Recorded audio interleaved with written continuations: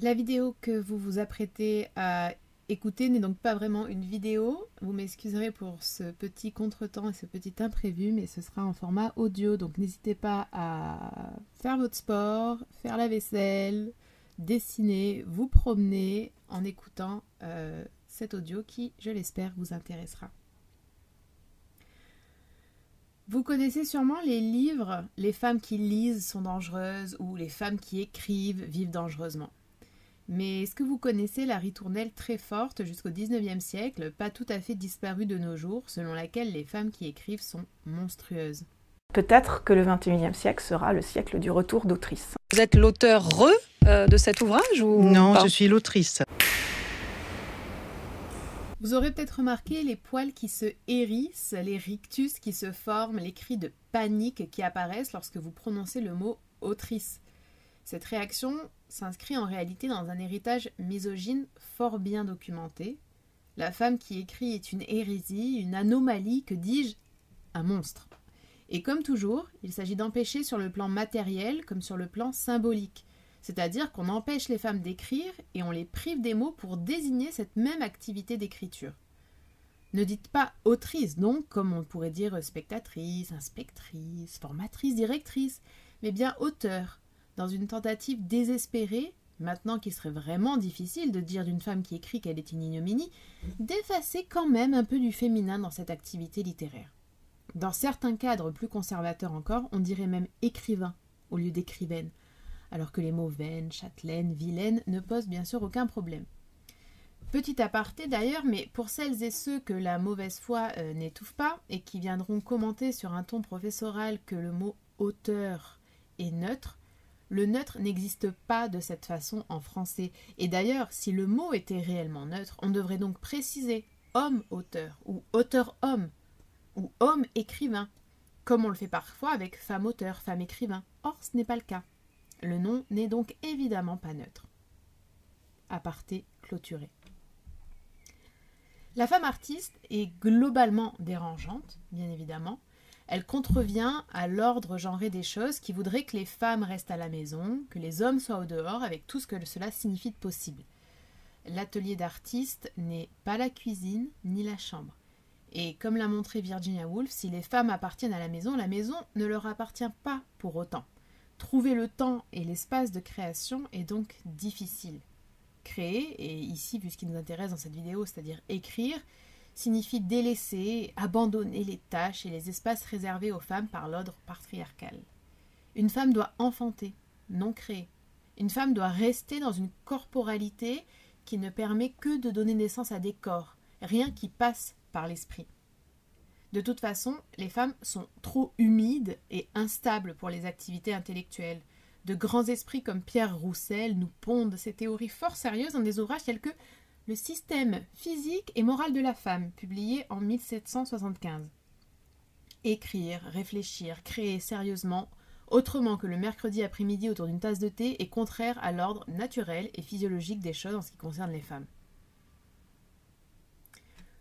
Comment appeler une créature dont le sein, destiné à allaiter des enfants et à renfermer les joies maternelles, demeure stérile et ne bat que pour des sentiments d'orgueil, dont la bouche, faite pour livrer passage à de tendres accents, s'ouvre pour prononcer de hardies et bruyantes paroles, dont les yeux, créés pour sourire, pour être doux et ignorants, sont pensifs, sévères, et quand certains éclairs les illuminent, laissent voir d'effrayantes profondeurs. Enfin, dont toutes les facultés et tous les organes ont pris une destination contraire à celle qui leur était assignée. Comment appeler une pareille créature?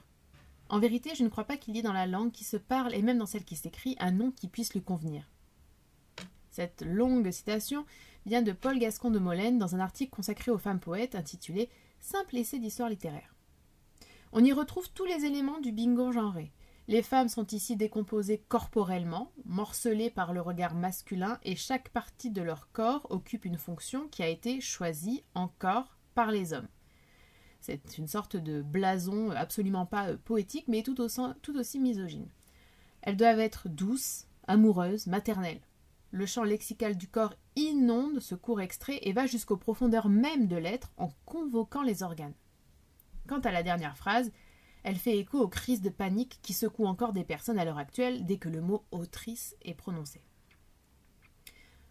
En 2025, effectivement, cela peut sembler risible ou vraiment exagéré.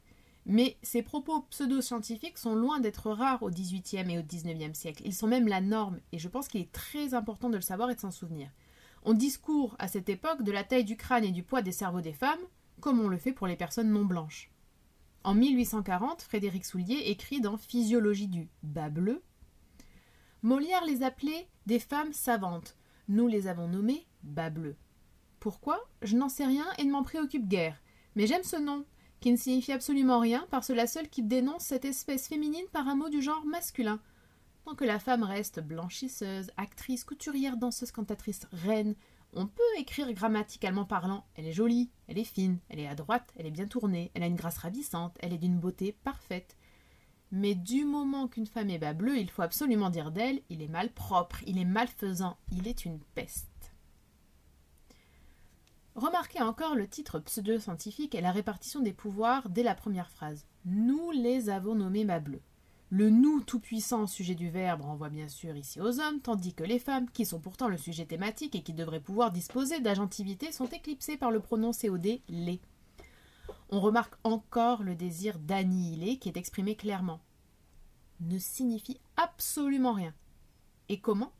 Car on désigne des femmes. Par le masculin, on les efface donc, on neutralise leur identité de femme. Cette utilisation du masculin comme perversion du féminin est également présente à la fin de cette citation avec l'association du pronom « il » et des adjectifs péjoratifs, malpropres, malfaisants, ainsi qu'un retour au stéréotype genré, cette fois-ci avec l'utilisation du terme « peste ». Avec cette avalanche de haine pour des femmes qui veulent tout simplement écrire, se joue ici bien sûr le maintien de l'ordre patriarcal. Les arts et l'intellect aux hommes, comme on l'a dit, le foyer et la maternité aux femmes, mais en tant que casier-esclaves, elles ne donnent même pas leur nom aux enfants, et leur nom d'ailleurs, quel est-il sinon celui de leur père? Mais aussi le salaire aux hommes, et aux femmes, surtout rien qui pourrait les rendre indépendantes, financièrement ou intellectuellement. Si je vous disais plutôt que cela semble incroyable en 2025, ces idées ne sont jamais loin, et quand on observe l'accès à l'éducation des filles dans le monde, l'exemple le plus extrême et le plus connu étant malheureusement l'Afghanistan, on réalise bien vite que le continuum des violences pour nous empêcher d'accéder à l'art et à la littérature est vaste. En 1891, selon Albert Sim, homme de lettres, à force d'usurper une activité d'homme et de faire usage de pseudonymes masculins, presque tous nos bas bleus ont de faux nez et de la moustache. Barbé Aurevilly, auteur misogyne au possible, écrit dans une étude sur les bas bleus, intitulée « Du bas-bleuisme contemporain », je cite, « Les femmes qui écrivent ne sont plus des femmes, ce sont des hommes, du moins de prétention, et manqués, ce sont des bas bleus. Bas bleu est masculin.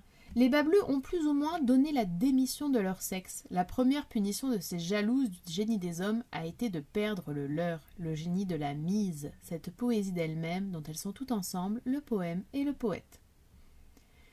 Ils s'inquiètent des hommes qui deviendraient trop féminins, des femmes trop hommes, de la démocratie qui commence à poindre avec ses demandes d'égalité, et il est pris de dégoût à l'odeur de femme, je cite, qui émane des livres écrits par des autrices. Il dira de Louise Collet qu'elle est, je cite encore, « union pittoresquement claudicante d'une Gorgone et d'une Madame Trissotin ». Encore une fois, le caractère monstrueux est mis en avant. Pour Baudelaire, l'autrice est une erreur. Il exècre, je cite, le bas bleu parce que c'est un homme manqué. Vous noterez la similitude. Les frères Goncourt, excellents dans le registre médical, en écrivent dans leur journal « Le génie est mal ». L'autopsie de Madame de Staël et de Madame Sand aurait été curieuse. Elles doivent avoir une construction un peu hermaphrodite. Et plus tard, ils écrivent « Si on avait fait l'autopsie des femmes ayant un talent original, comme Madame Sand, Madame Viardot, etc., on trouverait chez elles des parties génitales se rapprochant de l'homme, des clitoris un peu parents de nos verges. » L'obsession phallique est particulièrement vive chez eux. Les femmes ont toutes subi ces attaques, ces limites imposées à leur envie d'écriture, plus généralement à leur envie de création artistique. Mais une en a particulièrement fait les frais car elle était l'exception médiatisée et connue. Il s'agit de George Sand. Bien sûr, elle a reçu des critiques vulgaires et insultantes. On ne compte plus les hommes qui l'ont comparée à une vache, Nietzsche par exemple. Mais elle est aussi, et c'est le propos de cette vidéo, considérée comme monstrueuse en cela qu'elle ne serait pas une femme mais un être androgyne, hybride, contre nature. Barbé d'Aurevilly harcèlera publiquement pendant plusieurs années George Sand avec des critiques extrêmement virulentes sur son œuvre, mais surtout sur sa personne. Proudhon, lui, dira d'elle qu'elle est, je cite, « hypocrite, scélérate, peste de la République, fille du marquis de Sade, digne de pourrir le reste de ses jours à Saint-Lazare. » Baudelaire, qui louait pourtant au début son talent littéraire, finit par se joindre à la meute. « Je ne puis penser à cette stupide créature sans un certain frémissement d'horreur. Si je la rencontrais, je ne pourrais m'empêcher de lui jeter un bénitier à la tête. » On retrouve ici encore la connotation monstrueuse avec l'horreur ressentie et le recours à Dieu. Léon Daudet, député et écrivain, ajoute également son grain de sel. « Femme-homme, étonnante de vide et de plein que fut Madame Sand. Elle fut une erreur de la nature qui lui avait donné la violence du mal dans un organisme féminin. » Erreur de la nature dont tout le monde connaît toutefois le nom et l'œuvre, alors que ce monsieur est désormais inconnu au bataillon, sauf pour les nostalgiques de l'Action française. Tout ceci n'a pas disparu comme par magie avec l'avènement du XXe siècle. Un exemple que je peux vous donner, c'est la publication du Deuxième sexe par Simone de Beauvoir. Les réactions sont alors dans la même veine. Elle se confie dans l'un de ces tomes de son autobiographie, La force des choses. Elle dit « Dans Liberté de l'esprit, Boisdeffre et Nimier rivalisèrent de dédain. J'étais une pauvre fille, névrosée, une refoulée, une frustrée, une déshéritée, une virago, une mal baisée, une envieuse, une aigrie, bourrée de complexes infériorités à l'égard des hommes, à l'égard des femmes. Le ressentiment me rongeait. » Ou encore « Insatisfaite, glacée, pris à pic, nymphomane, lesbienne, 100 fois avortée. Je fus tout, et même mère clandestine. On m'offrait de me guérir de ma frigidité, d'assouvir mes appétits de goule, on me promettait des révélations en termes orduriers, mais au nom du vrai, du beau, du bien, de la santé et même de la poésie, indignement saccagée par moi. » Encore le retour au médical, vous le noterez, à l'anomalie, au malsain, dans une critique, certes absolument ridicule, mais très violente. On pourrait d'ailleurs s'attarder sur le terme « virago ». Il est bien plus ancien que les critiques du XIXe que nous avons mentionnées précédemment, et il est non péjoratif jusqu'au XVIIe siècle environ. Il reprend toutefois les mêmes caractéristiques, à savoir une monstruosité des femmes qui serait trop masculine et aurait troqué des attributs féminins pour des attributs masculins. À partir du XVIIIe siècle, il est massivement utilisé pour dénigrer les femmes. On voit à quel point le genre fait des ravages.